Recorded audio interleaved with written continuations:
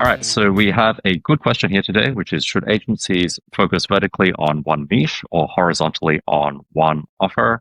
I'm Aaron, this is Tom. Between us, we've run multiple agencies, managed hundreds of employees and thousands of clients, and we usually get paid to answer questions like these for our clients, but we're bringing it here to you on video instead. So, Tom, what do you think? Should agencies focus vertically or horizontally? I would say one offer for sure.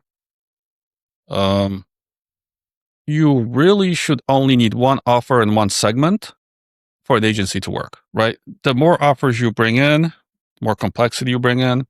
Um, and we've mentioned this on many, many videos already, but um, trying to sell the same offer to multiple segments does not work well, just like trying to switch segments.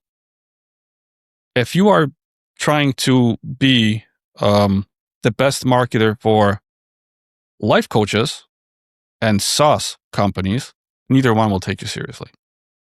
Mm-hmm. Very Right? different segments. Yeah. But one segment and one good offer should be enough. And offers are tricky because sometimes they will fake product market fit when there isn't one. So think of it this way. If you have a good segment that you know people are making money in, like let's say B2B SaaS, selling to them as an agency, there are people making millions doing that.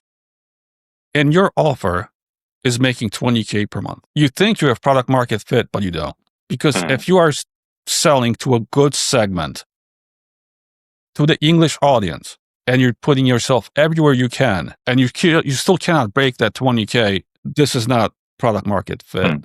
So you're basically you're the beneficiary of a great segment, but you're getting table scraps, but it looks like product market fit, but it's not. Yeah, and a part of it is because you might have been brought up with this idea that you need to make 10K or 20K as an agency. And you just feel like, well, I'm making that, so it's great. But often it's not. And the offer is the problem, not the segment.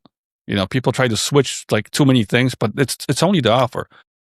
And I've seen a few times where just the positioning of the offer already fixes everything. It's not your fulfillment. It's not what you do, what you know, what your delivery. It's just how the segment sees your offer. But that's kind of what I have on that. But I would really focus on one offer. And if something's not working and a segment's fine, it's typically Mm. offer problem. Mm. Okay. So I have a slightly different perspective on this, and this is more applicable to, I guess, traditional agencies or traditional services, especially offline services. So when I used to run a migration agency, we had to deal with probably a dozen or so different visa subclasses for our industry, right? Out of like 100 different visas you can apply for Australia. And even then, we typically specialized in a particular segment, which was people from a certain country and the 2 to 3 most common visa subclasses. So those were, I think in this case, student visas, visitor visas, and business visas, right? For Australia, the three most common from the particular country that we operated in. So sometimes you don't have a choice because all migration agencies were expected to be able to do every single visa. It's like a government requirement. If you run a migration agency or visas going to Australia, you have to be able to do everything. You don't get a choice, right? So in that case, you cannot have just one offer. You have to be able to fulfill multiple offers, but really, like Tom said, you want to focus on specific offers that make you the most money. So you can also have, I was going to call it different offerings, but it's not really different offerings. You can have different forms of process and delivery within a single offer. So a good example would be tourist visas to Australia, visitor visas, I think they're technically called nowadays.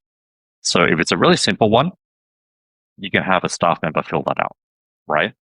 If it's something that requires a legal submission, which is like a sort of a written argument to the Australian government, you would attach what's called a migration agent to it and charge a little more.